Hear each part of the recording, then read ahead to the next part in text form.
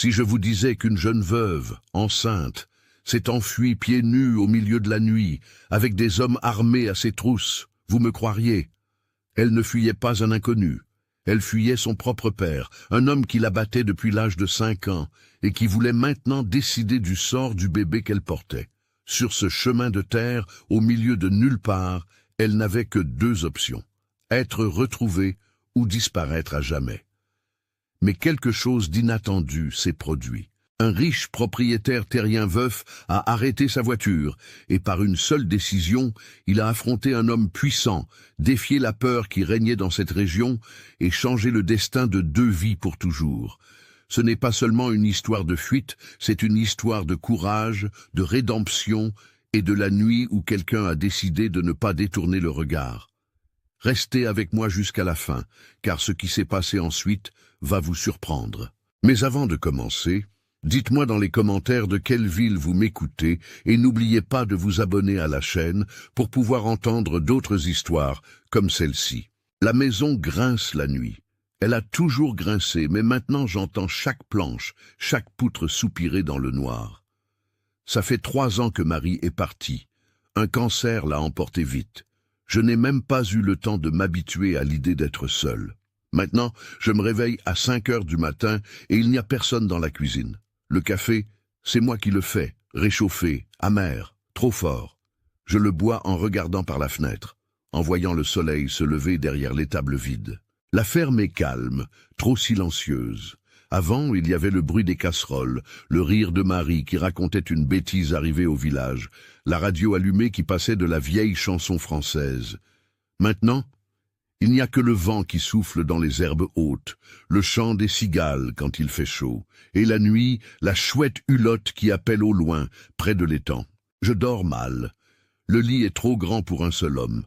Parfois, je me réveille au milieu de la nuit, croyant qu'elle est là, à côté, mais quand j'étends la main, je ne trouve que le drap froid. Je me lève, je vais sur la terrasse, j'allume une cigarette que je ne fume même pas vraiment. Je reste là, à regarder l'obscurité, à sentir l'odeur de la terre mouillée quand il pleut à l'aube. Pendant la journée, je m'occupe, je répare une clôture, je surveille le bétail, je m'occupe du tracteur, je balaye la cour, n'importe quoi pour ne pas penser. Mais l'après-midi, quand le soleil descend et que la lumière devient orangée, cette boule au ventre revient, ce vide qui serre, cette nostalgie qui fait mal.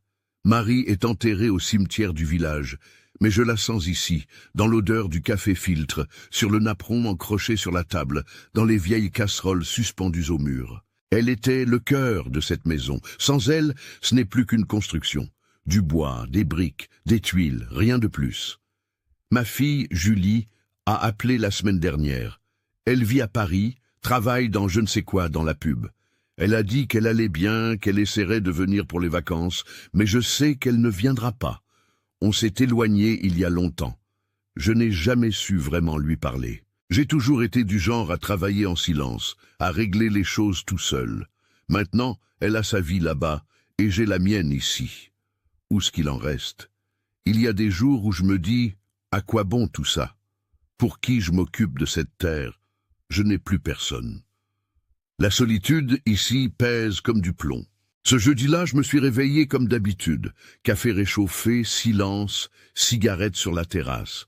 La journée s'annonçait chaude, ciel dégagé, pas un nuage. Je devais aller au village chercher du fourrage et passer à la banque. Des choses simples. La routine. J'ai pris le pick-up, j'ai roulé sur le chemin de terre, la poussière s'élevant derrière moi. Je suis passé devant le portail du domaine Saint-Joseph, devant l'épicerie de Monsieur Antoine, devant la vieille chapelle que plus personne ne fréquente. Tout pareil, tout à sa place.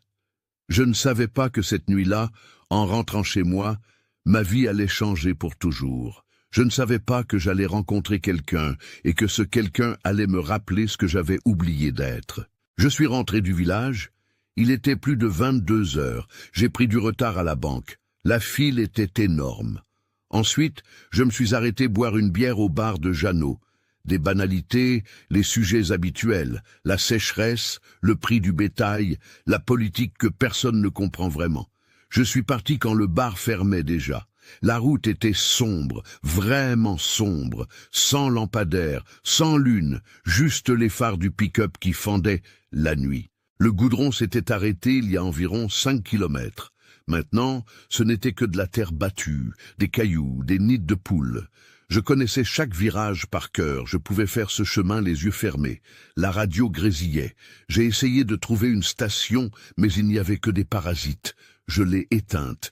Il ne restait que moi, le vrombissement du moteur et le bruit des pneus sur le gravier. C'est là que je l'ai vu. Une ombre a traversé devant le pick-up.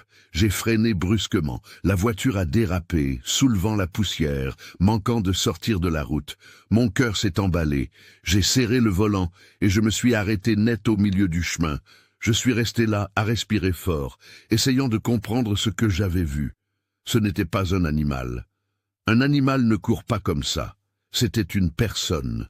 J'ai ouvert la portière doucement, je suis descendu, j'ai laissé les phares allumés, éclairant la route devant moi. Le vent soufflait faiblement, apportant une odeur d'herbe sèche et de terre chaude. Les cigales chantaient fort, un son strident qui emplissait le silence. « Il y a quelqu'un » ai-je appelé. Rien. J'ai fait quelques pas de plus. La lumière des phares portait à une vingtaine de mètres. Au-delà, ce n'était que ténèbres. Je sentais quelque chose d'étrange dans l'air. Cette sensation que quelque chose n'allait pas. C'est alors que j'ai entendu un sanglot étouffé venant du bas-côté sur la gauche de la route. « Mademoiselle » ai-je dit plus fort, « s'il y a quelqu'un, vous pouvez sortir, je ne vous ferai aucun mal. » Silence. Juste les cigales, juste le vent. Puis elle est apparue. Elle est sortie des fourrés lentement, chancelante, tenant son ventre à 2 mains. Pieds nus, la robe déchirée en bas, sale de terre et d'herbe, les cheveux collés à son visage en sueur, les pieds en sang. Elle était enceinte, très enceinte. Quand la lumière des phares a frappé son visage, j'ai vu ses yeux. Des yeux d'animal traqué, des yeux de quelqu'un qui fuit quelque chose de pire que la mort. Elle tremblait de tout son corps. « S'il vous plaît » Sa voix était faible, brisée. « S'il vous plaît, ne me livrez pas. Ne me livrez pas. » Je suis resté figé. Cette phrase a fendu l'air comme un couteau. « Calmez-vous, » ai-je dit en levant les mains. « Calmez-vous, mademoiselle. Je ne vais vous livrer à personne. Vous êtes blessée ?» Elle n'a pas répondu. Elle se contentait de me regarder, évaluant si elle pouvait avoir confiance. J'ai vu ses jambes flageoler. J'ai couru et je l'ai rattrapée avant qu'elle ne tombe. Elle était légère, trop légère. On devinait ses os sous ses bras fins. Sa peau était glacée malgré la chaleur de la nuit. « Vous avez besoin d'aide » ai-je dit. « Il faut aller à l'hôpital. »« Non » a-t-elle crié avec une force qu'elle ne semblait pas avoir. « Vous ne pouvez pas m'emmener au village. Ils vont me trouver. »« Ils » Mon estomac s'est noué. « Qui va vous trouver ?» Elle s'est mise à pleurer. Un pleur bas, étouffé, plein de désespoir. « Mon père, il va me tuer. Il va me prendre mon enfant. » Un frisson m'a parcouru l'échine. J'ai regardé autour de moi, la route déserte, les bas-côtés sombres. Soudain, cet endroit m'a paru dangereux.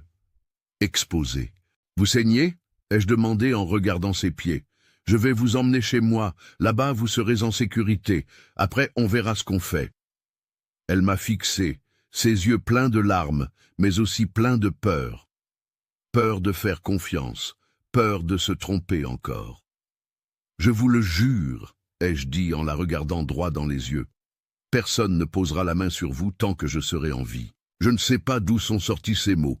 Ils sont sortis, et j'ai senti qu'ils étaient vrais. Elle a hoché faiblement la tête et m'a laissé l'aider à monter dans le pick-up. J'ai fermé la portière, j'ai fait le tour, je suis monté de l'autre côté. Avant de démarrer, je l'ai regardée.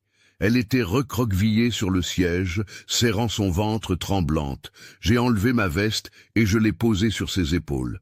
« Comment vous appelez-vous » ai-je demandé. Elle a mis du temps à répondre. Quand elle a parlé, sa voix n'était qu'un filet.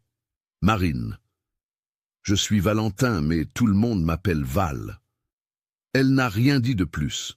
Elle a juste fermé les yeux, épuisée.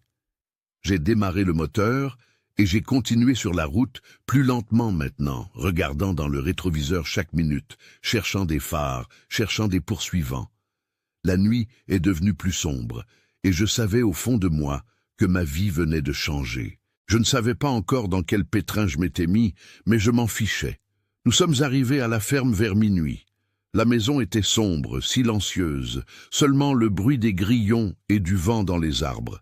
J'ai aidé Marine à descendre du pick-up. Elle tenait à peine debout, ses pieds étaient enflés, violets, avec des coupures profondes. « Je vous emmène à l'intérieur », ai-je dit. « Il faut nettoyer ses plaies. » Elle n'a pas répondu, elle s'est juste appuyée sur moi, lourde de fatigue. Nous sommes entrés par la cuisine. J'ai allumé la lumière. Tout était comme je l'avais laissé le matin. La tasse de café dans l'évier, le torchon accroché, la vieille table en bois au centre.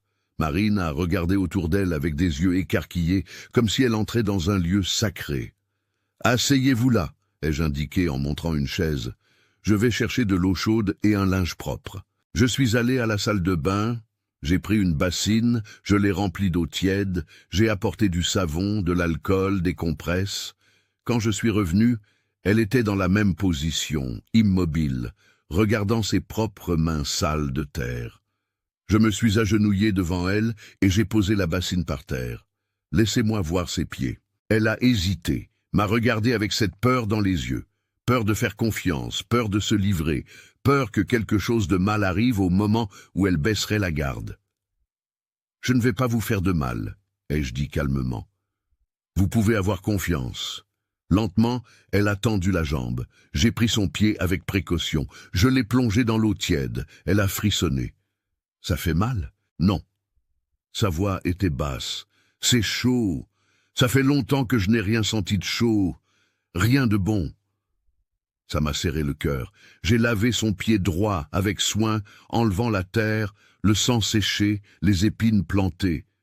Elle est restée silencieuse, à me regarder faire. Quand j'ai eu fini, j'ai fait de même avec l'autre pied. « Ça va piquer un peu », ai-je prévenu en prenant l'alcool. Elle a mordu sa lèvre et a tenu bon. Elle n'a même pas gémi. J'ai passé une compresse, j'ai bandé ses deux pieds avec un linge propre que j'avais. Ce n'était pas un pansement d'hôpital, mais ça ferait l'affaire. Je me suis relevé et je me suis lavé les mains dans l'évier. « Vous devez avoir faim. »« Non, » a-t-elle dit rapidement, « je ne veux pas déranger. »« Ce n'est pas un dérangement. C'était quand, la dernière fois que vous avez mangé ?» Elle est restée silencieuse. Réponse suffisante. J'ai ouvert le frigo. Il y avait des restes de riz, de haricots, un morceau de rôti. J'ai tout réchauffé sur la cuisinière, j'ai mis dans une assiette, je l'ai apporté sur la table. Manger. Marine a regardé la nourriture comme si c'était quelque chose d'étrange. Pour moi, c'était juste de la nourriture. Pour elle, ça semblait être autre chose, de l'attention, de la gentillesse, des choses qu'elle ne recevait plus depuis longtemps. Elle a pris la fourchette lentement et a commencé à manger. De petites bouchées, en mâchant doucement, comme si elle avait peur que l'assiette disparaisse. Je suis resté là, à la regarder manger, et j'ai senti quelque chose se serrer dans ma poitrine. De la colère. De la colère contre celui qui lui avait fait ça.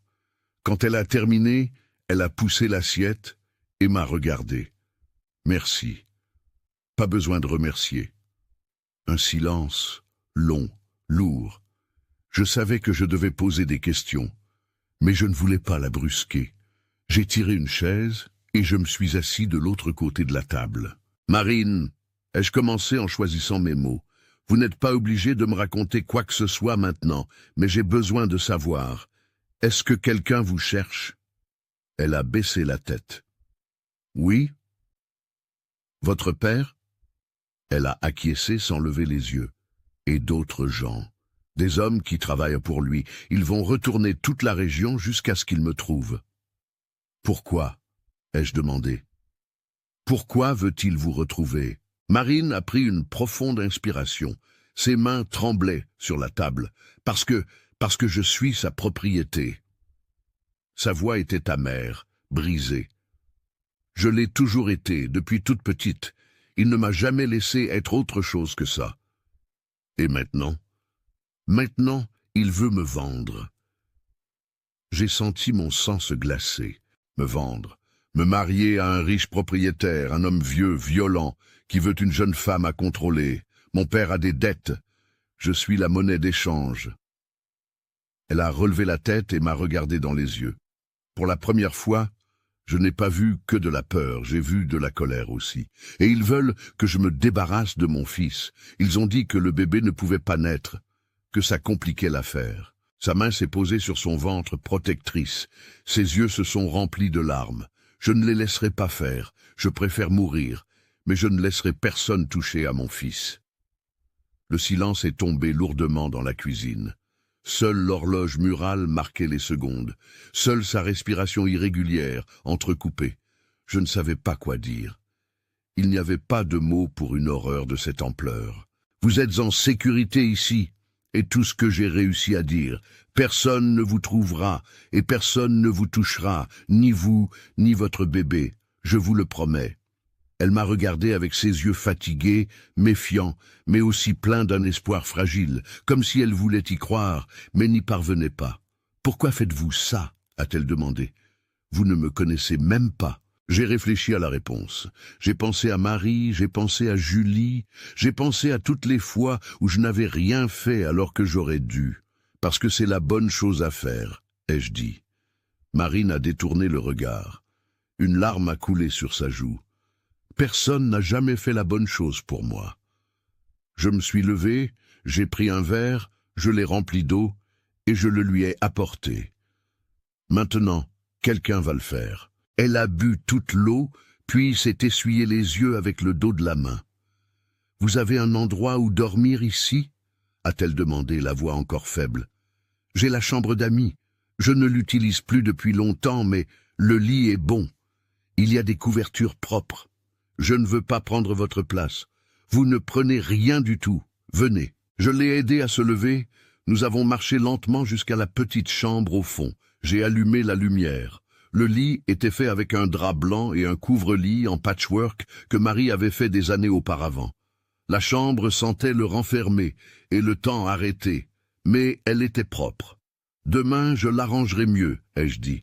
J'apporterai des vêtements propres, une serviette. »« C'est très bien comme ça, » m'a-t-elle interrompu.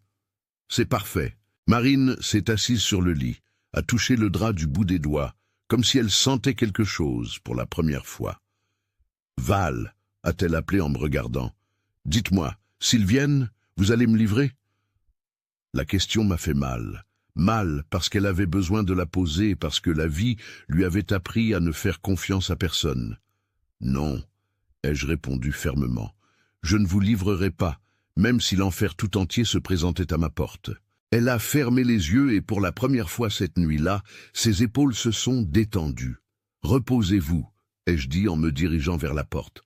« Si vous avez besoin de quoi que ce soit, je suis dans la chambre à côté. » Val.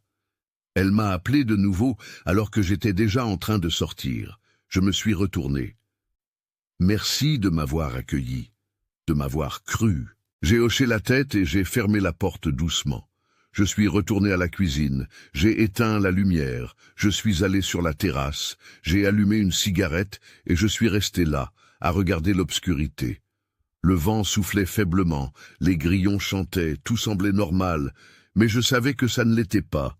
Je venais d'entrer dans une guerre et je n'avais aucune idée de ce qui m'attendait. Je n'ai pas dormi cette nuit-là. Je suis resté sur la terrasse jusqu'au lever du soleil, fumant cigarette sur cigarette, observant le chemin de terre qui traversait la propriété. Chaque bruit me mettait en alerte. Le vent dans les arbres, une branche qui craquait au loin, l'aboiement d'un chien dans la ferme voisine, tout semblait être une menace. Quand le ciel a commencé à s'éclaircir, je suis entré doucement dans la cuisine, j'ai fait du café, l'odeur forte a rempli la maison. J'ai pensé à réveiller Marine, mais je l'ai laissée dormir. Cette jeune femme avait besoin de repos plus que tout. Je me suis assis à table et je suis resté à réfléchir, à me dire que j'avais été idiot. J'aurais dû l'emmener directement à la gendarmerie. J'aurais dû appeler la police. J'aurais dû faire les choses dans les règles, légalement. Mais je me suis souvenu de ses yeux, de sa peur, de sa supplique. Ne me livrez pas. Et j'ai su que j'avais fait la seule chose que je pouvais faire. Le soleil était déjà haut quand j'ai entendu des pas dans le couloir. Marine est apparue à la porte de la cuisine, toujours avec sa robe sale, les cheveux en désordre, les pieds bandés. Elle ressemblait à une enfant perdue. « Bonjour » ai-je dit. « Bonjour ». Sa voix était rauque. « Un café ?» Elle a acquiescé. Je lui ai servi une tasse, j'ai mis du sucre, j'ai apporté du pain avec du beurre que j'avais fait griller. Marine s'est assise et a regardé la nourriture comme si elle ne croyait pas que c'était réel. « Servez-vous » ai-je dit. « Il y en a assez. » Elle a mangé lentement.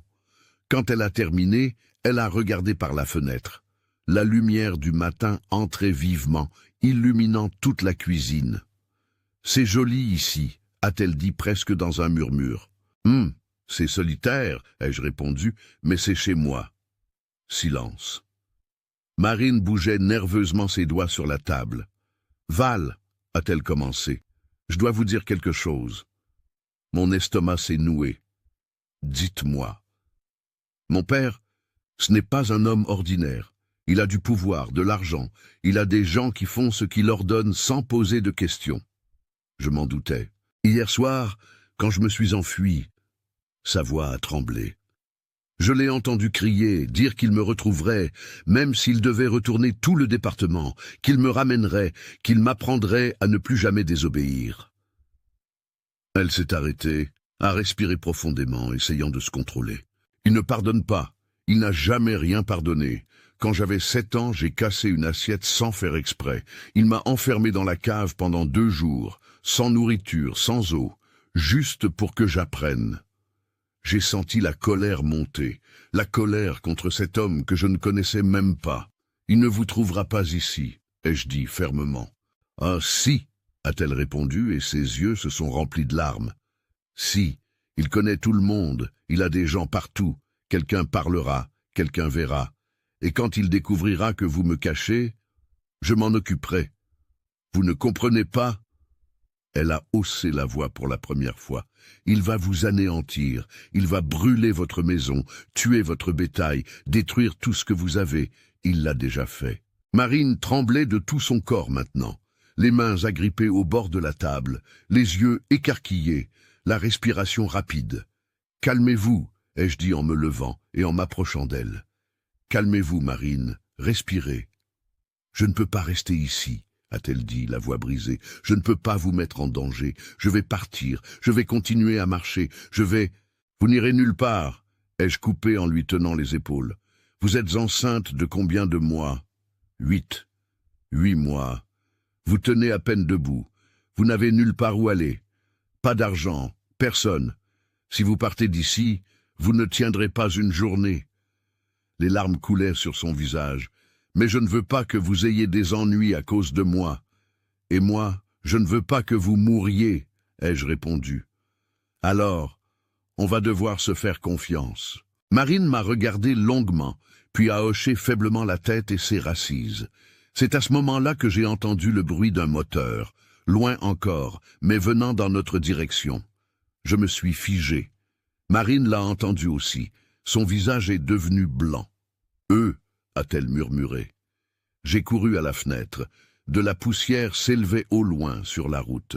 Un 4x4 venait lentement, comme quelqu'un qui cherche quelque chose. « Cachez-vous dans la chambre » ai-je dit rapidement. « Verrouillez la porte, ne faites pas de bruit. »« Val, allez-y » Marine s'est levée et a couru en boitant vers la chambre. J'ai entendu la porte se fermer, la clé tourner dans la serrure. J'ai respiré profondément, essayant de calmer mon cœur qui battait la chamade. Je suis sorti sur la terrasse, feignant d'être naturel. J'ai pris le balai et j'ai commencé à balayer le sol, comme si c'était juste un autre jour normal. Le 4x4 s'est arrêté devant le portail. C'était un modèle noir, vitre teintée, gros pneus. 2 hommes en sont descendus. Un plus âgé, costaud, avec un chapeau. L'autre plus jeune, mince, avec un air peu amène. « Bonjour » a dit le plus âgé en s'approchant de la clôture. « Bonjour » ai-je répondu en continuant de balayer. « Désolé de vous déranger, on cherche une jeune femme. Elle s'est enfuie de chez elle hier soir. Sa famille est inquiète. »« Une jeune femme » ai-je feint l'ignorance. « Quel genre de jeune femme ?»« Jeune, enceinte, cheveux longs et foncés, elle doit être pieds nus, blessée. J'ai arrêté de balayer. Je les ai regardés tous les deux. Je n'ai vu personne. Le plus âgé a souri. Mais ce n'était pas un sourire amical, c'était un sourire de quelqu'un qui ne vous croit pas. Vous êtes sûr? On sait qu'elle est passée par ici. Quelqu'un a vu un pick-up arrêté sur la route vers minuit, un pick-up qui ressemble au vôtre. J'ai senti une sueur froide couler dans mon dos. Je suis rentré du village tard hier. Je suis venu directement à la maison. Je n'ai vu personne sur la route. Vraiment? A dit le plus jeune pour la première fois. Sa voix était rauque, menaçante. Parce qu'on a des informations selon lesquelles vous avez arrêté votre voiture pendant près de 10 minutes. Mon cœur s'est emballé. Comment le savait-il? Je me suis arrêté pour pisser, ai-je inventé. Une vessie de vieux, ça ne tient pas les longs trajets. Les deux se sont regardés. Le plus âgé a fait un pas en avant. Écoutez, monsieur Val, c'est ça, on ne veut pas de problème. La jeune femme est la fille d'un homme important, un homme qui prend soin des siens, un homme qui s'occupe aussi de ses ennemis, si vous voyez ce que je veux dire. La menace était claire. Si vous la trouvez, a-t-il continué, il vaut mieux nous prévenir. Il y a une bonne récompense. 5 000 € en liquide. Et si je ne la trouve pas? Son sourire a disparu. Alors, il vaut mieux espérer que personne d'autre ne la trouve non plus, parce que celui qui la cache, eh bien, on le considère comme un complice. Un silence, lourd, menaçant. Je garderai l'œil ouvert, ai-je dit en serrant fermement le manche du balai. Si je vois quelque chose, je vous préviens. Faites ça, a dit le plus âgé en retournant vers le 4x4. On repassera par ici demain, juste pour être sûr. Les deux sont montés dans la voiture. Le moteur a vrombi. Le 4x4 a fait demi-tour et a disparu sur la route, soulevant la poussière. Je suis resté là, tenant le balai, les mains tremblantes. J'ai attendu que la poussière retombe, que le bruit du moteur disparaisse complètement. Puis j'ai lâché le balai et je suis rentré en courant. « Marine !» ai-je appelé. « Vous pouvez sortir. » La porte de la chambre s'est ouverte doucement. Elle est apparue, pâle, les yeux rouges. « C'était eux. Qu'est-ce qu'ils ont dit ?» J'ai hésité. Je ne voulais pas l'effrayer plus qu'elle ne l'était déjà. Mais mentir ne servirait à rien. Ils ont dit qu'ils savent que je me suis arrêté sur la route hier. Ils ont dit qu'ils reviendraient demain. Marine a chancelé. Je l'ai rattrapée avant qu'elle ne tombe. Je le savais, a-t-elle pleuré. Je savais que ça arriverait. Val, vous devez me livrer. Vous devez vous sauver. Non, ai-je dit fermement, je ne vous livrerai pas. Mais ils vont revenir, ils vont fouiller la maison, ils vont... Alors on part d'ici. Elle m'a regardé, confuse. Quoi? On part, ai-je répété. Aujourd'hui même. Je vais vous emmener dans un endroit sûr, loin d'ici, où votre père ne pourra pas vous trouver. Mais où? J'ai réfléchi vite. J'ai pensé à tout ce que je savais, à tous les endroits que je connaissais. J'ai un cousin en Dordogne. Il vit à la campagne, très loin. Il a une petite ferme isolée. Personne ne le connaît ici. On restera là-bas jusqu'à la naissance du bébé. Après, on verra. Marine a secoué la tête. C'est trop loin. Je ne tiendrai pas le voyage. Et si le bébé naît en chemin? On s'arrêtera dans un hôpital. Ils chercheront dans les hôpitaux. Val, vous ne comprenez pas.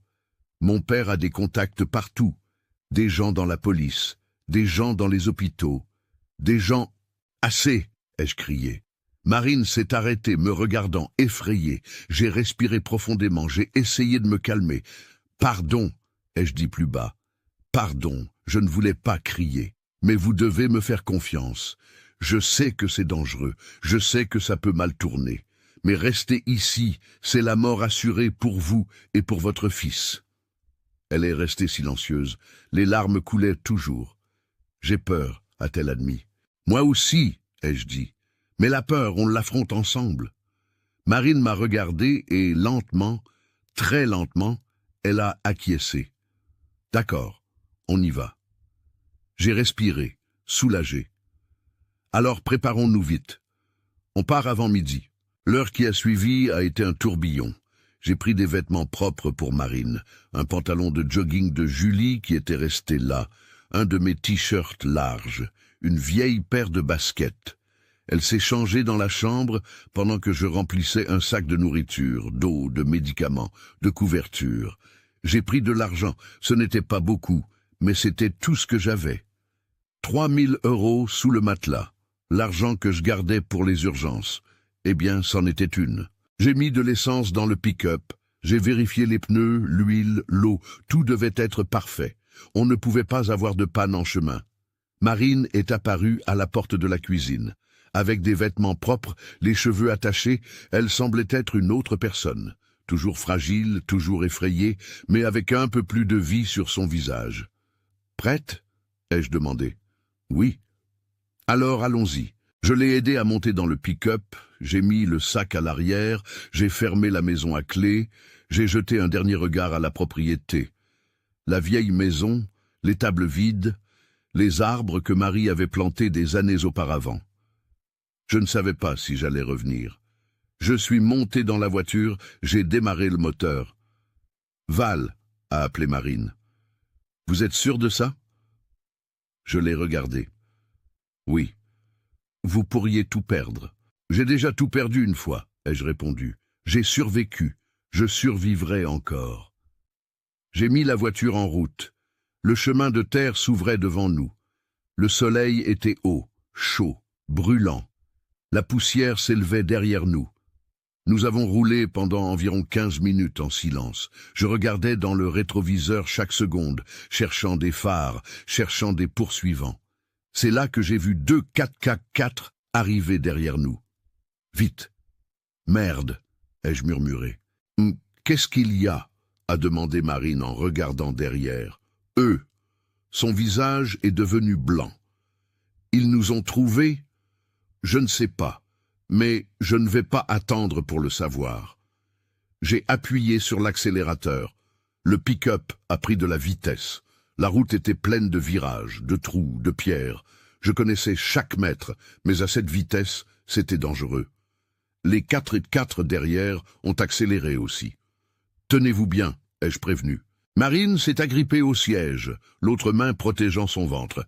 Nous sommes entrés dans un virage serré. Les pneus ont dérapé. L'arrière a un peu chassé, soulevant la poussière. J'ai maîtrisé le volant. Je suis revenu sur la route. Les 4x4 derrière gagnaient du terrain. Mon cœur battait la chamade, la sueur coulait sur mon visage.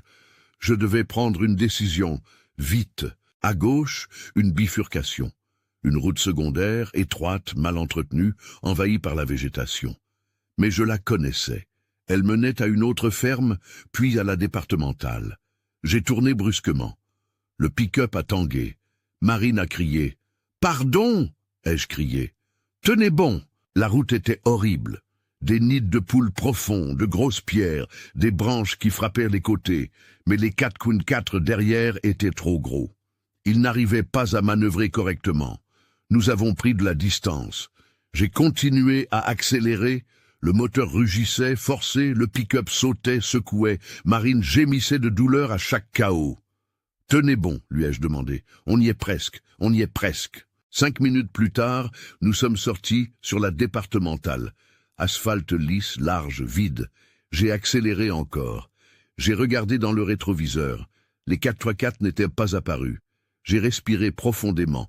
Mes mains tremblaient sur le volant. « On les a semés », ai-je dit. Marine n'a pas répondu. J'ai regardé à côté de moi. Elle était penchée en avant, tenant son ventre, le visage tordu de douleur. « Marine ? Val ?» Sa voix était faible. « Je crois que le bébé arrive. » J'ai senti le monde s'effondrer. « Quoi ?» « J'ai perdu les os, » a-t-elle dit en regardant vers le bas. « Le bébé arrive maintenant. » La panique m'a envahi. J'ai regardé autour de moi. Route déserte. Aucune ville en vue, aucun hôpital.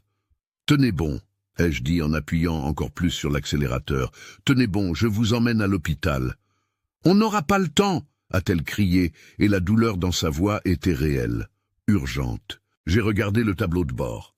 20 kilomètres jusqu'à la prochaine ville, 20 kilomètres de route déserte, 20 kilomètres qui semblaient une éternité. Marine a gémi fort, s'est agrippée à mon bras avec force. « Val, j'ai peur. » J'ai pris sa main. « Moi aussi, mais on va y arriver, je vous le promets. » Et j'ai appuyé sur l'accélérateur comme je ne l'avais jamais fait de ma vie. La route s'ouvrait devant nous, le soleil brûlait, et je priais pour que nous arrivions à temps. Je priais pour que ce bébé ne naisse pas au milieu de nulle part. Je priais pour que nous survivions à cette journée. 15 kilomètres. Le compteur indiquait 120. Le pick-up volait sur la route. Chaque trou, chaque bosse faisait crier Marine de douleur.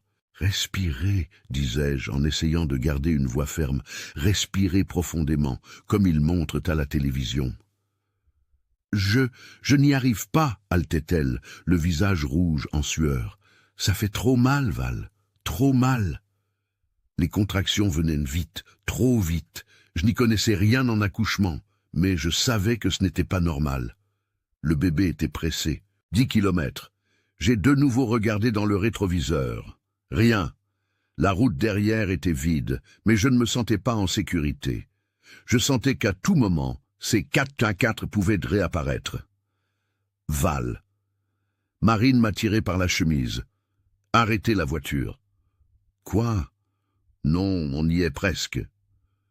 Arrêtez la voiture, a-t-elle crié avec une force qu'elle ne semblait pas avoir. Je ne vais pas pouvoir retenir. Le bébé arrive maintenant. Je l'ai regardé. La panique dans ses yeux était réelle. Elle le savait, son corps le savait. J'ai freiné. Le pick-up a dérapé sur l'accotement, soulevant le gravier, s'arrêtant de travers au bord de la route. « Aidez-moi à descendre », a-t-elle demandé en ouvrant déjà la portière. « Marine, vous ne pouvez pas descendre, il faut rester allongé, il faut... »« Val !» a-t-elle crié. « Aidez-moi !» Je suis descendu en courant. J'ai fait le tour, je l'ai soutenu.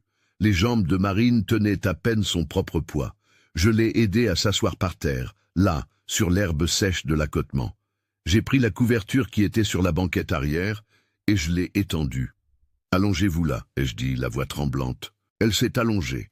Elle respirait vite, de manière saccadée. Ses mains agrippaient son ventre. J'ai regardé autour de moi. Route vide des deux côtés, végétation dense, soleil de plomb. Aucune voiture ne passait. Nous étions seuls, complètement seuls. Val. Sa voix était faible. Maintenant, j'ai peur. Je me suis agenouillé à côté d'elle. Je lui ai pris la main. Moi aussi. Mais on va faire ça ensemble. Vous savez comment faire un accouchement? Non? Alors comment on va faire? On va découvrir, ai-je coupé, essayant de paraître confiant. Des milliers de femmes l'ont déjà fait. Vous aussi, vous y arriverez. Une autre contraction. Marine a cambré le dos, a crié, un cri qui a fendu le silence de la route comme un couteau. J'ai sorti mon téléphone de ma poche. Pas de réseau, bien sûr qu'il n'y avait pas de réseau. Nous étions au milieu de nulle part. « Enlevez votre pantalon », ai-je dit. « Il faut que je voie ce qui se passe. » Marine a obéi, les mains tremblantes. Je l'ai aidée. Quand j'ai vu, j'ai senti mon estomac se retourner. La tête du bébé apparaissait. « Mon Dieu !» ai-je murmuré. « Il sort ?» a demandé Marine, désespérée. « Oui. » J'ai menti en disant que j'étais calme. « Tout va bien. Il faut que vous poussiez. À la prochaine contraction, vous poussez de toutes vos forces. » Je ne sais pas si j'en suis capable. « Vous en êtes capable !» ai-je crié. « Marine, regardez-moi. Regardez-moi. » Elle m'a regardé, les yeux pleins de larmes, de peur, de douleur. « Vous êtes la femme la plus forte que j'ai jamais rencontrée, » ai-je dit en lui serrant fort la main. « Vous avez survécu à des années de violence. Vous vous êtes enfuie enceinte, pieds nus, seule. Vous avez tenu toute une nuit à courir. Si vous avez réussi tout ça, vous pouvez réussir ça aussi. Vous pouvez mettre votre fils au monde. » Marine a respiré profondément, a acquiescé. La contraction suivante est arrivée comme une vague. Elle a crié et a poussé. Je tenais ses jambes, essayant de me souvenir d'une scène de film, de série, de n'importe quoi qui pourrait m'aider. « C'est ça !» ai-je encouragé. « Continuez, poussez !» Le bébé est sorti un peu plus. La tête était presque entièrement dehors. « Encore une fois, » ai-je demandé. Juste une de plus. Marine a gémi, épuisée, mais a obéi. À la contraction suivante, elle a poussé de toutes ses forces et le bébé est sorti. D'un seul coup, il a glissé dans mes mains, petit, mouillé, violet. Il ne pleurait pas. Mon cœur s'est arrêté. Pourquoi Val? Marine a relevé la tête, essayant de voir. Pourquoi il ne pleure pas? Pourquoi il ne pleure pas? J'ai tenu le bébé avec précaution. Il était mou, sans réaction. Je l'ai retourné, le ventre sur la paume de ma main. J'ai tapoté doucement son dos. Rien. « Val !» a crié Marine. J'ai tapoté de nouveau, plus fort. Rien. La panique m'a envahi. Ce n'était pas possible. Après tout ça, après tant de souffrance, ce bébé ne pouvait pas mourir. J'ai mis ma bouche sur son nez, et sa bouche minuscule. J'ai soufflé doucement, comme je l'avais vu faire une fois dans un cours de secourisme des années auparavant. Rien. J'ai soufflé de nouveau. Et puis, un faible gémissement. Puis, plus fort. Et le cri. Le plus beau cri que j'ai jamais entendu de ma vie. Il est vivant, ai-je murmuré. Marine, il est vivant. Marine s'est effondrée en larmes. J'ai tendu les bras, j'ai posé le bébé sur sa poitrine. Elle l'a serré si fort, avec tant d'amour, que j'ai senti quelque chose se briser en moi. « Mon fils !» pleurait-elle. « Mon fils, mon fils !» Le bébé pleurait aussi. Un cri fort, sain. Je me suis un peu écarté, tremblant de tout mon corps, les mains sales de sang, les jambes flageolantes. Je me suis assis dans l'herbe, essayant de reprendre mon souffle. Je venais de faire un accouchement au milieu de la route. J'ai regardé le ciel. Le soleil était toujours haut. Quelques nuages blancs passaient lentement. Tout semblait irréel. « C'est un garçon ou une fille ?» a demandé Marine, la voix étranglée par l'émotion. J'ai regardé. Je n'y avais même pas encore pensé. « Un garçon », ai-je répondu. « Un garçon », a-t-elle souri. Pour la première fois depuis que je la connaissais, j'ai vu Marine sourire vraiment. « Bonjour, mon amour », a-t-elle murmuré au bébé. « Je suis ta maman, et tu es en sécurité maintenant, on est en sécurité. » Je me suis levé, j'ai pris une bouteille d'eau, je me suis lavé les mains du mieux que je pouvais. J'ai pris une chemise propre que j'avais dans le sac. Je l'ai coupée avec le couteau que je portais dans ma poche. J'ai fait une sorte de lange, improvisé. « Je vais l'envelopper », ai-je dit, pour qu'il n'ait pas froid. Marine m'a laissé faire. J'ai pris le bébé avec précaution, si petit, si fragile, et je l'ai enroulé dans la chemise. Il était chaud, les petits yeux fermés, les mains minuscules serrées en poing. « Il est parfait », ai-je dit. « Oui », a acquiescé Marine, pleurant toujours. Je l'ai aidé à s'arranger, à se nettoyer du mieux possible. Puis je l'ai aidé à se lever, à remonter dans la voiture. J'ai mis le bébé dans ses bras. « On doit aller à l'hôpital », ai-je dit. « Vous devez tous les deux être examinés. » Je sais. Je suis monté dans la voiture, j'ai démarré le moteur. Plus lentement maintenant, avec précaution. Nous avions tout le temps du monde. Le bébé était né. Il était vivant. Et nous étions vivants aussi. Nous sommes arrivés à l'hôpital de Villefranche 20 minutes plus tard.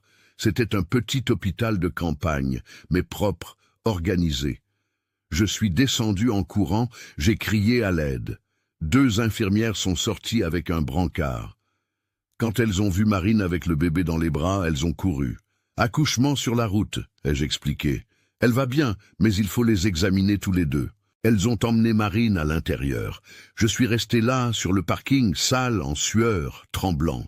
J'ai allumé une cigarette, je l'ai fumée vite, nerveusement. Puis je suis entré.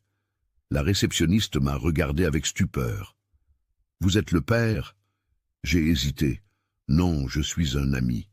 Il faut remplir une fiche. Je la remplirai après. Comment va-t-elle ? » Les médecins l'examinent. Vous pouvez attendre là. Je me suis assis sur une chaise en plastique dur dans la salle d'attente. L'endroit sentait le désinfectant. Une vieille télévision passait une émission de variété. Personne ne regardait. J'ai fermé les yeux. J'ai essayé de mettre de l'ordre dans mes pensées. Tout s'était passé si vite, si intensément, ça semblait irréel. 2 heures plus tard, une femme médecin est apparue. Jeune, blouse blanche, stéthoscope autour du cou. Monsieur Valentin, je me suis levé d'un bond. C'est moi, comment va-t-elle? Et le bébé? Ils vont bien. Ils sont tous les deux stables. Marine a perdu pas mal de sang, mais rien de critique. Le bébé est né en pleine forme, malgré les circonstances. 3,2 kilos, en bonne santé. J'ai respiré, soulagé. Je peux la voir. Oui, elle a demandé à vous voir. J'ai suivi la médecin dans les couloirs blancs. Nous sommes entrés dans une petite chambre. Marine était allongée dans le lit, pâle, mais éveillée. Le bébé dormait dans un berceau à côté. « Salut » a-t-elle dit en me voyant. « Salut » ai-je répondu en m'approchant. « Comment tu vas » Fatiguée, endolorie, mais heureuse. J'ai regardé le bébé dormir, si petit, si innocent. « Il est magnifique » ai-je dit. « Oui » a acquiescé Marine. « Val, vous nous avez sauvés. Vous avez sauvé ma vie et la vie de mon fils. C'est vous qui vous êtes sauvée, ai-je répondu. C'est vous qui avez été forte. » Silence. Juste le bip faible du moniteur à côté du lit. « La médecin a posé des questions, » a dit Marine, sa voix devenant tendue. Elle a demandé d'où je venais, qui est le père du bébé, pourquoi j'étais sur la route. Je ne savais pas quoi dire. J'ai senti mon estomac se nouer. Bien sûr, l'hôpital devait poser des questions, il y avait des protocoles, et les questions menaient à des registres, et les registres pouvaient être tracés. Qu'est-ce que tu as dit? Que j'étais en voyage, que le bébé était arrivé plus tôt que prévu, que vous m'aviez amené. Elle a cru. Marine a haussé les épaules. Je ne sais pas. Mais elle a dit qu'il faut faire la déclaration de naissance. Il faut enregistrer le nom de la mère, du père, la date, le lieu de naissance. Il y a de la paperasse, de la bureaucratie. Et la bureaucratie laissait des traces. Combien de temps ils veulent que tu restes ici? 2 jours. En observation. 2 jours. Trop de temps. Le père de Marine avait des contacts, des gens partout. S'il cherchait dans les hôpitaux de la région, on ne peut pas rester. Ai-je dit. Marine m'a regardé, effrayée. Mais la médecin a dit... Je sais ce qu'elle a dit, mais si on reste, ton père va le découvrir, et quand il le découvrira, il viendra te chercher. Et cette fois, je ne pourrai pas te protéger. Mais le bébé, il a besoin de soins. Il va bien. Tu as entendu la médecin. 3,2 kilos. En bonne santé, on peut s'occuper de lui. Val, je ne sais pas si... La porte s'est ouverte. Une infirmière est entrée. Excusez-moi d'interrompre. Il y a 2 hommes à la réception. Ils disent qu'ils cherchent une jeune femme. Ils l'ont décrite parfaitement. Enceinte, cheveux foncés, mais le bébé est déjà né, n'est-ce pas? J'ai senti mon sang se glacer. Marine est devenue blanche. Qu'est-ce que vous leur avez dit? Ai-je demandé en essayant de garder ma voix calme. Que je ne pouvais pas donner d'informations sur les patients, mais ils ont insisté, ils ont dit que c'était urgent, que la famille la cherchait. Et qu'est-ce que vous allez faire? L'infirmière a hésité, a regardé Marine, puis moi, puis le bébé qui dormait. Je ne sais pas, a-t-elle admis, mais la réceptionniste a déjà appelé le superviseur. S'ils présentent un dépôt de plainte, ou s'ils disent qu'elle est mineure, on devra les informer. Elle n'est pas mineure, ai-je dit rapidement, et il n'y a aucun dépôt de plainte. Mais ils en inventeront un, a murmuré Marine, désespérée. Ils diront n'importe quoi, ils soudoieront quelqu'un, ils le feront. Je l'ai regardé, j'ai regardé le bébé. J'ai pris une décision. On part maintenant. Comment ça maintenant? A demandé l'infirmière. Elle n'a pas eu son autorisation de sortie. Elle ne peut pas. Elle peut et elle va le faire, ai-je coupé. J'ai regardé Marine. Tu peux marcher? Je crois, oui. Alors, allons-y. J'ai pris le bébé dans mes bras, toujours endormi, bien emmitouflé. J'ai pris la couverture du lit, je l'ai bien enveloppé.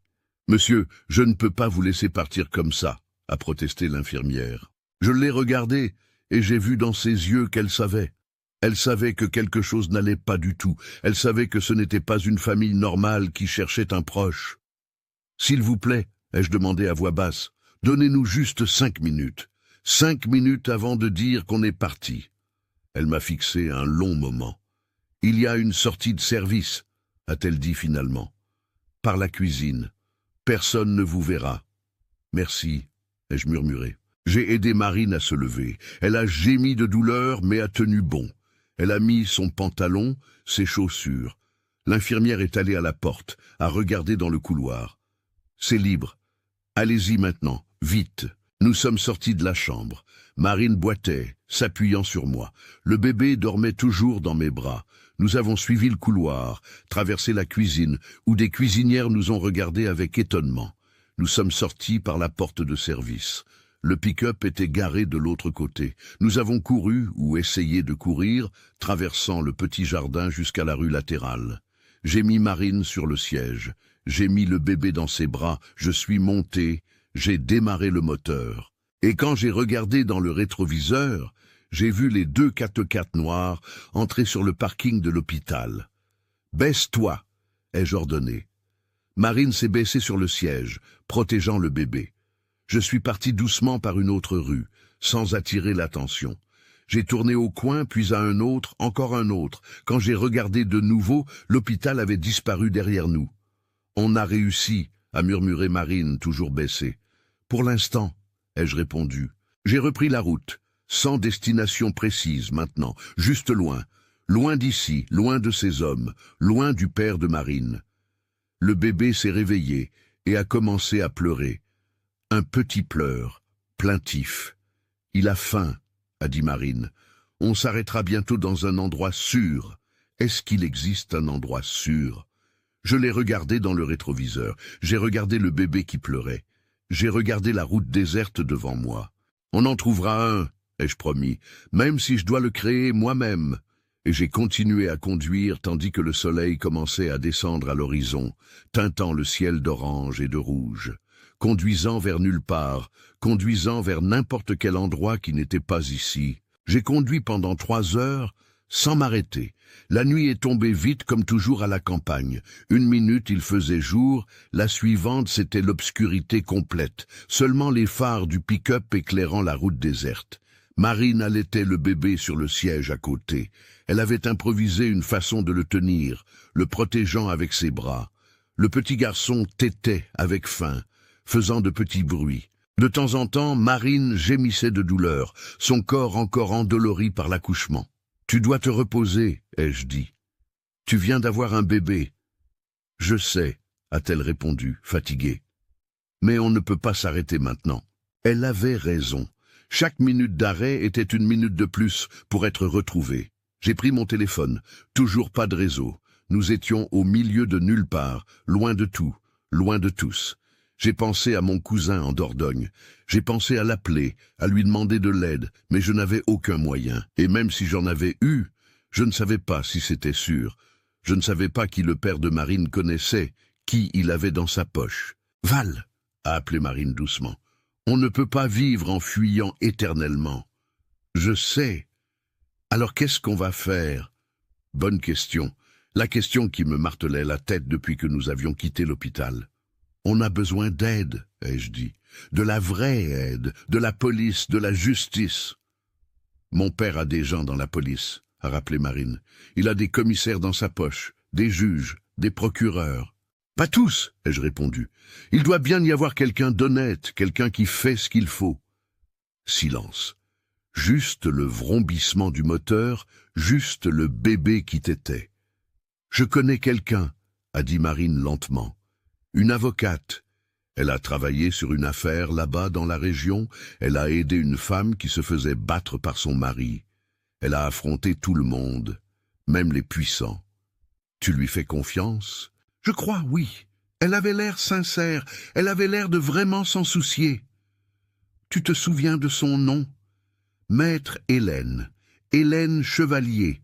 Son cabinet est à Bordeaux. Bordeaux. Loin, mais pas si loin. À environ 6 heures de là.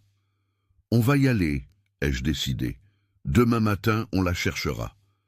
Et si elle ne veut pas nous aider, elle voudra, ai-je dit avec une conviction que je ne savais même pas d'où elle venait. Elle voudra parce que c'est la bonne chose à faire. Nous nous sommes arrêtés dans un petit village appelé Pont-de-Roche. Il y avait une vieille station-service, un snack-bar fermé, 3 rues mal éclairées. J'ai trouvé une pension de bord de route, le genre d'endroit qui ne demande pas de papier, qui ne pose pas de questions. La propriétaire était une grosse dame en chaussons, avec un tablier sale. Elle nous a regardés avec méfiance. « Une chambre pour combien ? » « 2 adultes et un bébé, ai-je répondu. Elle a regardé Marine, tenant le nouveau-né. Elle m'a regardé, a fait un calcul dans sa tête. 50 €. J'ai payé. Elle m'a tendu une clé rouillée. Chambre 3, au fond. La chambre était minuscule. Un lit double avec des draps douteux, un ventilateur qui grinçait, une salle de bain avec une cabine de douche cassée. Mais c'était propre, et c'était sûr. J'ai aidé Marine à s'allonger. Elle était pâle, tremblante de fatigue. « Tu as besoin de manger quelque chose ?» ai-je demandé. « Je n'ai pas faim. »« Ça n'a pas d'importance. Tu dois te nourrir, pour toi et pour le bébé. » Je suis sorti, j'ai acheté du pain, du lait, du fromage et du jambon à la station-service. Je suis revenu, j'ai fait un sandwich simple. Marine a mangé lentement, sans appétit. Le bébé dormait, enveloppé dans une serviette. « Comment on va l'appeler ?» ai-je demandé. Marine a regardé son fils, a passé doucement la main sur son petit visage. « Michel, a-t-elle dit. J'ai toujours aimé ce nom. Ça veut dire « qui est comme Dieu, protecteur ». Michel, ai-je répété. C'est un joli nom. C'est le nom que mon mari et moi avions choisi, a-t-elle continué, la voix étranglée par l'émotion. Avant qu'il ne meure, il voulait un fils, il le voulait tellement. Et maintenant il est là, mais son père n'est pas là. Les larmes ont coulé sur son visage. Il le voit, ai-je dit en m'asseyant au bord du lit. D'où qu'il soit, il le voit. Et il est fier de toi, de la façon dont tu t'es battu, de ta force. Marine s'est essuyé les yeux. Tu crois qu'on s'en sortira pour de vrai? Je le crois. J'ai menti parce que je ne savais pas, je n'avais aucun moyen de savoir, mais elle avait besoin d'espoir. Val, pourquoi tu fais ça? A-t-elle demandé en me regardant droit dans les yeux. Tu as perdu ta ferme, ta sécurité, ta tranquillité, tu cours un danger de mort. Pourquoi? J'ai réfléchi à la réponse. J'ai pensé à Marie, j'ai pensé à Julie, j'ai pensé à toutes les fois où je m'étais tue alors que j'aurais dû parler, à toutes les fois où j'avais tourné le dos alors que j'aurais dû rester. Parce que j'ai passé toute ma vie à fuir, ai-je admis. À fuir les conflits, les responsabilités, les sentiments. Quand Marie est morte, j'ai fui la douleur. Quand Julie a eu besoin de moi, j'ai fui les conversations difficiles. J'ai toujours fui. J'ai fait une pause, j'ai respiré profondément. Mais quand je t'ai vu sur cette route, pieds nus, en sang, enceinte, demandant de l'aide, j'ai su que si je fuyais encore une fois, je ne me le pardonnerais jamais. Je ne pourrais pas vivre avec moi-même. Marine a pris ma main. Merci, a-t-elle murmuré, de ne pas avoir fui, d'être restée. J'ai serré sa main. Maintenant, repose-toi. Demain est un autre jour. Elle s'est allongée, s'est tournée sur le côté, a serré le bébé contre elle. En 5 minutes, elle dormait. Je suis resté assis sur la vieille chaise dans le coin, à les regarder dormir. La mère et le fils, des survivants, des combattants. Et j'ai pensé, peu importe ce qui arrive demain, j'ai fait ce qu'il fallait. Nous avons quitté Pont-de-Roche à 6 heures du matin. Le soleil était encore bas, teintant le ciel de rose et d'or. Marine allait mieux, toujours endolorie, toujours faible, mais avec plus de couleur sur le visage. Michel s'est réveillé en pleurant, faim de nouveau. Marine l'a allaité dans la voiture pendant que je conduisais lentement sur la route. Nous sommes arrivés à Bordeaux vers midi, une grande ville bruyante, pleine de monde. Après des jours à la campagne, dans le silence, ça semblait être une autre planète. J'ai trouvé le cabinet de maître Chevalier dans un vieil immeuble de bureaux du centre-ville, au 3e étage. Nous avons pris l'ascenseur, Marine boitant, moi tenant le bébé. La réceptionniste était une jeune femme à lunettes. « Vous avez rendez-vous » ?« Non, ai-je répondu, mais c'est urgent. C'est pour une affaire de violence conjugale. » Elle a regardé Marine, a vu son état, a vu le nouveau-né. Je vais voir si elle peut vous recevoir. Elle a disparu derrière une porte. Elle est revenue 2 minutes plus tard. Elle va vous recevoir maintenant. Vous pouvez entrer. Le bureau était simple. Une table en bois, des étagères pleines de livres de droit, un vieil ordinateur. Derrière la table, une femme d'une 40aine d'années. Cheveux courts, lunettes de vue, regard ferme. « Asseyez-vous », a-t-elle indiqué en montrant les chaises. Nous nous sommes assis. Marine serrait fort le bébé. « Racontez-moi ce qui s'est passé », a demandé l'avocate. Et Marine a raconté.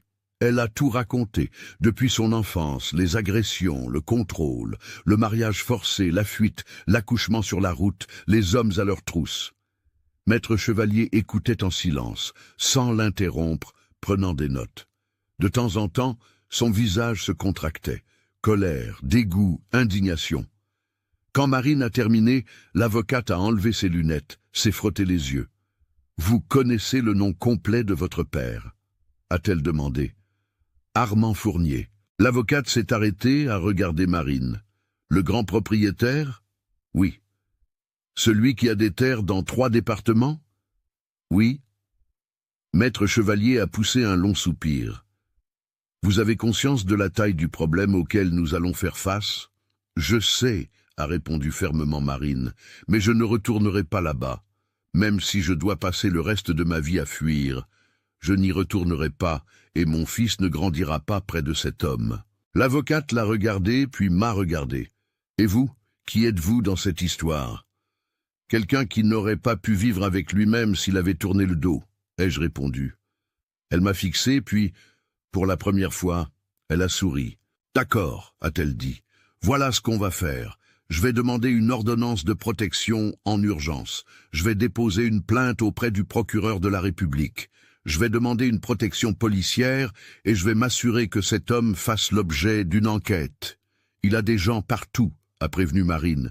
Des gens dans la police, dans la justice. Je sais, a coupé l'avocate, mais il y a aussi des gens bien, des gens qui veulent faire ce qu'il faut, et je vais trouver ces personnes. Elle a pris le téléphone, a composé un numéro. Allô, commissaire Martin, c'est Hélène. J'ai besoin de vous parler, c'est urgent. C'est à propos d'Armand Fournier. Pause. Oui, celui-là même. J'ai une victime ici, sa fille. Et j'ai des preuves de violence, de coercition, de séquestration.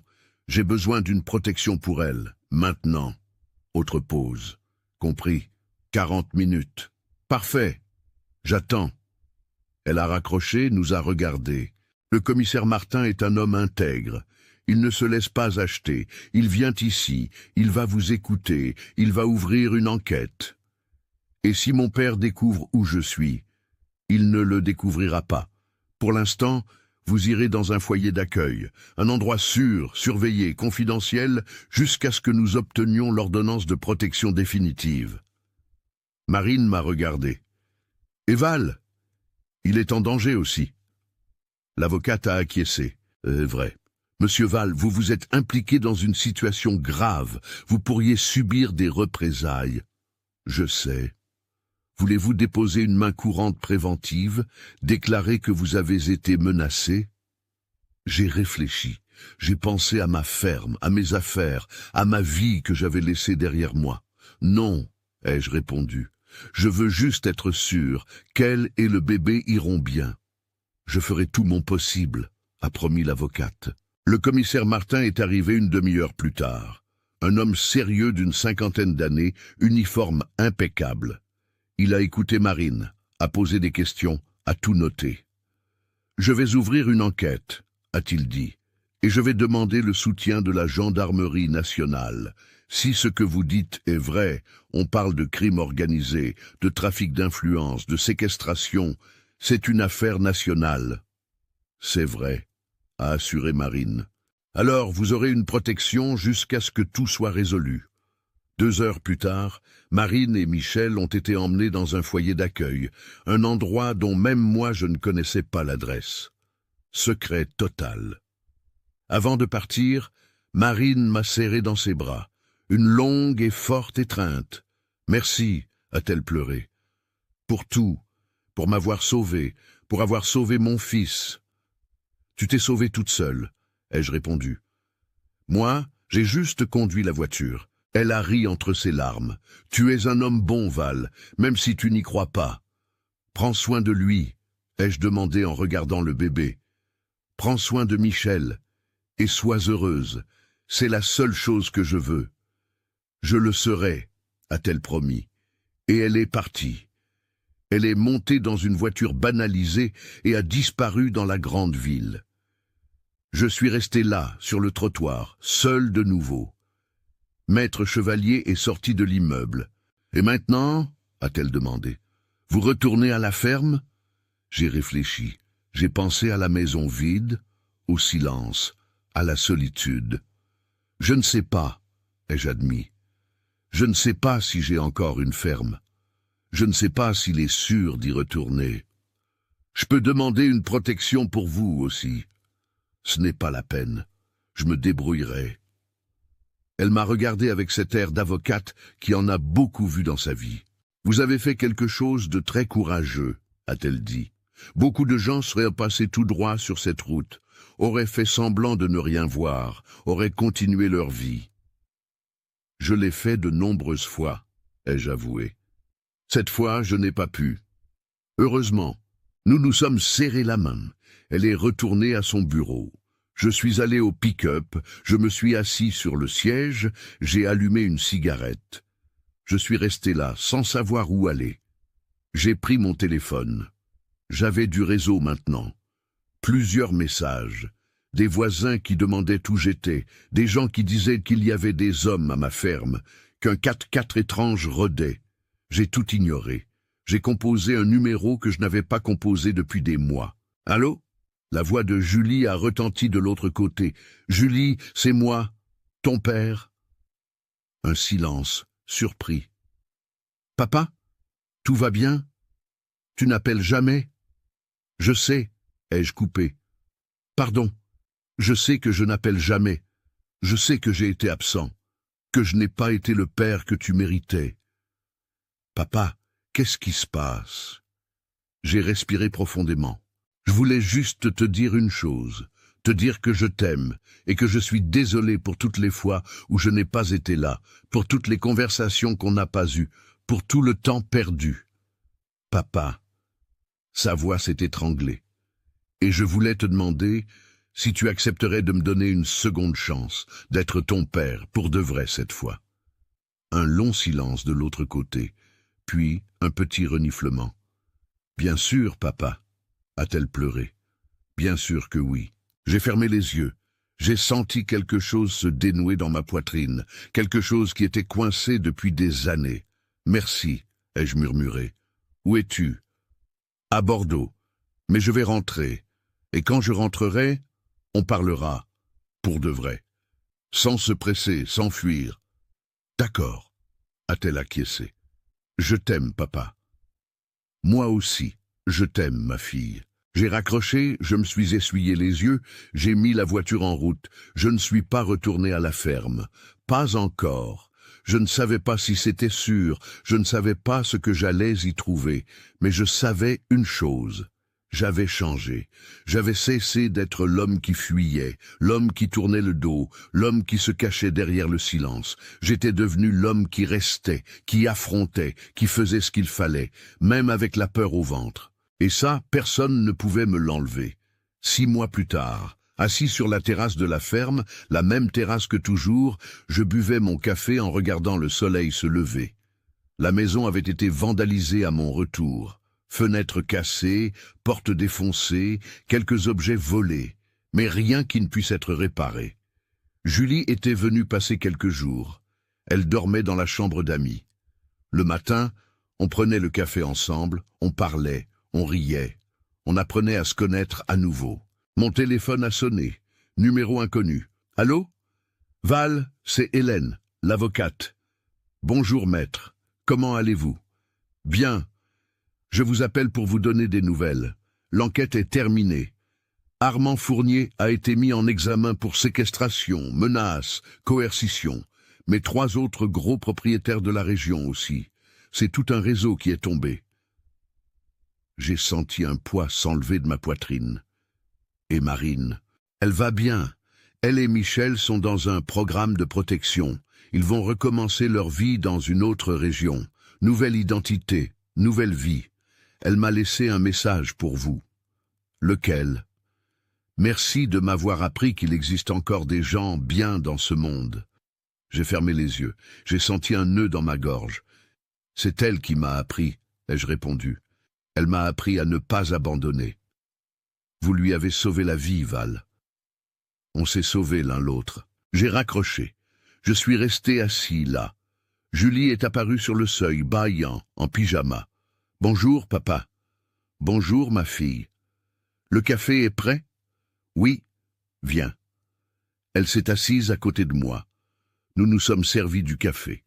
Nous sommes restés là en silence, à regarder le soleil monter doucement, teintant le ciel d'orange. « Papa, » a-t-elle dit après un moment. « Oui. Tu as l'air différent. » « Différent comment? » « Je ne sais pas. Plus léger, plus présent. » J'ai souri. C'est parce que je le suis. Qu'est-ce qui s'est passé? J'ai pensé à lui raconter, à lui parler de Marine, de Michel, de la fuite, de l'accouchement sur la route, de tout. Mais je ne l'ai pas fait. Pas encore. Peut-être un jour, quand le moment sera venu. J'ai appris quelque chose, ai-je dit. J'ai appris qu'on peut passer sa vie entière à fuir. Fuir la douleur, les responsabilités, la vie. Mais quand on arrête de fuir, quand on reste et qu'on affronte, c'est là qu'on commence à vivre pour de vrai. Julie m'a regardé et a souri. C'est profond, papa. C'est l'âge, ai-je plaisanté. Elle a ri. Moi aussi. Et nous sommes restés là, à boire notre café, à voir la journée commencer. Une journée normale, une journée ordinaire. Mais pour moi, c'était tout. Parce que j'avais appris que les jours ordinaires, ces jours de café sur la terrasse, de conversation avec sa fille, de soleil levant, étaient les jours les plus importants. C'étaient des jours qui valaient la peine. Et je n'allais plus en gaspiller un seul.